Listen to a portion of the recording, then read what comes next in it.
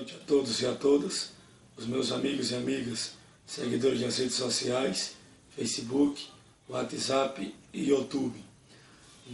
Aqui quem vos fala é Alexandre Félix, ou como alguns me chamam de Alexandre Kennedy. Nós viemos aqui desta vez para falar sobre a aprovação de uma lei de autoria do deputado estadual Ricardo Nezinho, a lei de veto número 69/2015, que estava tramitando na Assembleia Legislativa do Estado de Alagoas, e o autor é o deputado Ricardo Nezinho.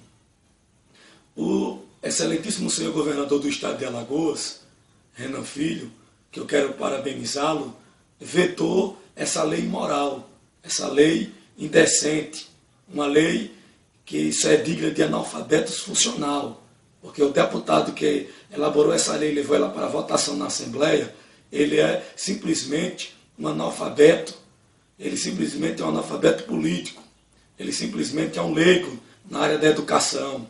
Por isso é que ele leva um lixo imoral de lei dessa. E assim quero parabenizar o excelentíssimo senhor governador Renan Filho, porque vetou, mas mesmo assim a Assembleia Legislativa, com alguns representantes que num total de 18 deputados estaduais, eu não vou citar nome, os senhores, senhoras e senhoritas, procure, pesquise que está lá, aqueles que votaram sim e os que votaram não. Apenas eu quero citar o nome dos que votaram contra, ou seja, a favor dos professores, a favor dos pais, a favor dos alunos. Os deputados estaduais Severino Pessoa, que é o meu deputado que eu votei na eleição nele e pedi voto para ele na minha cidade. Parabéns para o meu deputado, ele pelo menos está mostrando para que veio e que o nosso voto não foi um voto perdido. Quero parabenizar o deputado estadual, o senhor Isnaldo Bulhões, mais conhecido como Isnaldinho Bulhões, o deputado estadual, o senhor deputado estadual Inácio Loyola, a deputada estadual Jó Pereira da minha terra, parabéns para ela, o deputado Rodrigo Cunha, o deputado Tarcísio Freire, o deputado Marquinho Madeira e o deputado Ronaldo Medeiros. Esses 8 deputados estão de parabéns. Eles respeitaram, eles mantiveram aquilo que a Constituição brasileira, no artigo 5º, no seu inciso 6º, fala simplesmente sobre o direito de crença.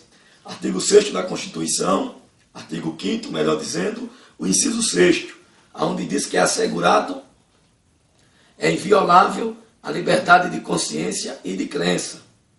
É inviolável a liberdade de consciência e de crença. Artigo 5º da Constituição, o inciso 6º. Já diferente do senhor deputado Ricardo Nezinho, e até o mesmo agora é um dos nomes cotados para ser candidato a prefeito, disputar a prefeitura de Arapiraca, é desse jeito que o senhor deputado vai administrar uma cidade de mais de 200 mil habitantes, uma cidade que é eclética, uma cidade que tem a sua grande maioria de forma majoritária religiosa, cristãos, protestantes, católicos, espíritas, budistas e etc. Então, o senhor, com seu projeto de lei, que não é mais projeto agora, tornou-se lei, é uma vergonha. O senhor, deputado, não respeitou a Constituição Federal. O senhor, como um parlamentar, o senhor deveria se ater na vontade democrática e na vontade soberana do eleitorado alagoano. O senhor tem que se lembrar que o eleitorado alagoano, na sua grande maioria, são cristãos, são de origens cristãs. E o senhor aprovar uma lei imoral, de sua autoria, levar para a Assembleia do Estado, junto com 18 deputados, e aprovar um lixo de lei desse, como dizia e diz o jornalista Boris Casoy, isto é uma vergonha. Deputado, o senhor é analfabeto político, e além de analfabeto político, o senhor é analfabeto na matéria de ciências da religião, o senhor é analfabeto em filosofia, o senhor é analfabeto em sociologia, o senhor é analfabeto em história. Deixe para versar e para falar sobre essas temáticas profissionais da área. O que o senhor fez com essa lei foi cercear o direito de liberdade magisterial dos professores. Como é que na sala de aula, se o intuito, um dos propósitos e finalidade da educação é formar o cidadão, e o senhor não quer que na sala de aula, o senhor quer proibir, não somente proibir, a sua lei simplesmente diz que os professores que desobedecer terão que ser punidos, até com demissão, perca de emprego. Eles terão também que ser até presos. Isso é uma vergonha, senhor deputado. E o senhor simplesmente cerceia o direito magisterial, de liberdade magisterial dos professores, deles falarem sobre política, deles falarem sobre religião ou ensino religioso, deles falarem sobre assuntos que ajudam a formar o cidadão, assuntos de conteúdo filosófico. Então, isso é uma vergonha, deputado. Simplesmente, eu quero fazer menção, para concluir, da opinião de alguns especialistas, que o senhor não sabe não, deputado, o que é ensino religioso, não. A proposta da LDB de 1994, que era a Lei de Diretrizes Básicas da Educação, simplesmente ela versa dizendo que o ensino religioso, segundo a LDB de 1994, deve ser uma disciplina ministrada no horário normal nas escolas públicas de ensino fundamental, sendo, portanto, parte integral da formação básica do cidadão, sendo respeitada a diversidade religiosa brasileira e sendo vetada qualquer forma de proselitismo. Ainda segundo a LDB de 1996, são os sistemas de ensino que criarão regras para a escolha dos conteúdos e admissão de professores, devendo ser ouvidas entidades religiosas para que os conteúdos sejam definidos.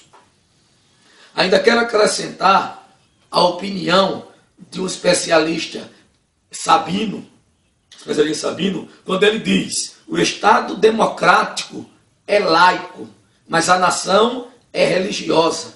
Então, o ensino religioso nas escolas públicas de ensino fundamental é estabelecido, senhor deputado, pela Constituição no seu artigo 210 e pela Lei de Diretrizes Básicas da Educação, que eu já citei, a LDB de 1994. No entanto, o artigo 33 da LDB atual estabelece que cabe aos sistemas de ensino regulamentar os procedimentos para a definição de conteúdos e que, para isso, os estabelecimentos ouvirão entidade civil constituída pelas diferentes denominações religiosas. Então, ainda quero acrescentar mais. Diz o especialista Silva, que ele começa dizendo: esse texto inicia-se com um breve panorama dos períodos da história do ensino religioso no país, passando desde o período colonial até a Lei de Diretrizes e Bases da Educação Nacional, a Lei de número 9.475/97, que trata o ensino religioso como área do conhecimento, com metodologia específica, horários pré-estabelecidos em sala de aula, conteúdos, avaliação e objetos de investigação.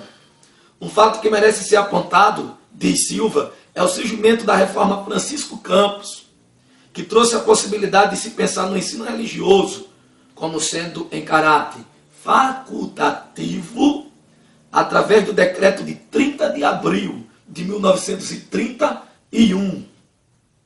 E na Constituição de 1934, ele passou a ser assegurado no artigo 153. O ensino religioso será de frequência facultativa e ministrada de acordo com os princípios da confissão religiosa do aluno, manifestada pelos pais ou responsáveis, e constituirá a matéria dos horários nas escolas públicas primárias, secundárias, profissionais e normais. Então, o que eu quero explicar para o senhor deputado, é que o senhor, além de ser um analfabeto político, o senhor simplesmente entrou numa praia que não é sua. Deixe de falar de ensino religioso. Eu, que sou cientista da religião, deixe abordar sobre a temática do ensino religioso os professores, os pais, que simplesmente têm um direito. E todas estas leis, desde a reforma Francisco Campos, a Constituição de 1934, a Constituição hoje atual de 1988, a LDB de 1994, a LDB de 1997, trata que é de caráter facultativo, ou seja, nenhum pai ele é obrigado a matricular o filho para assistir aula de ensino religioso. O que o senhor está confundindo, o ensino religioso com a nomenclatura de ensino da religião. O ensino da religião é o que foi praticado na época do Brasil colonial, Brasil imperial, antes da reforma, antes de sentar os especialistas do Conselho Nacional de Educação, antes de sentar teólogos, antes de sentar especialistas dessa área. Agora o senhor simplesmente vilipendiou, o senhor cerceou a liberdade magisterial dos professores. O senhor vilipendiou e ultrajou a Constituição Federal no seu artigo 5º, inciso 6º. Mas ainda bem que o MEC já entrou com a representação, já acionou o advogado-geral da União para entrar com a representação contra a lei imoral, a lei vergonhosa, que apesar do senhor excelentíssimo governador ter vetado, eu quero mais uma vez parabenizar o nosso governador, que respeitou a vontade majoritária do povo alagoano, mas foi derrubado o veto simplesmente por 18 deputados parlamentares ditatoriais. Por isso eu quero convocar você católico, você espírita, você budista, você protestante, os teólogos do estado de Alagoas, os filósofos, estudantes de filosofia, os acadêmicos de filosofia, os acadêmicos do curso de Direito, os acadêmicos e teólogos, companheiros de sala, para que vocês venham, sim. Agora nós temos mais uma vez um motivo justo de sair às ruas. Não só é para pedir impeachment de presidente, não, que eu já saí várias vezes e saio quantas vezes seja necessária, mas também agora quando simplesmente estão trazendo para as escolas alagoanas um sistema ditatorial. Essa prática, deputado, ela é utilizada em Cuba, ela é utilizada na Coreia do Norte, ela é utilizada na China. Agora um professor simplesmente não poder falar sobre política, sobre religião ou ensino religioso, sobre filosofia, sobre sociologia, simplesmente para atender o capricho de Vossa Excelência e dos seus colegas, porque usam um sistema de coronelismo dentro do estado de Alagoas. Vou terminar minha fala dizendo, usando a fala do jornalista Boris Casoy, isto é uma vergonha. Isto é uma vergonha. É lamentável, senhor deputado. Que pena, é bom que os cidadãos de Arapiraca fiquem sabendo quem é Vossa Excelência, que é o tipo de político que quer administrar a cidade de Arapiraca. Um abraço, um beijão no coração de todos e o meu muito obrigado.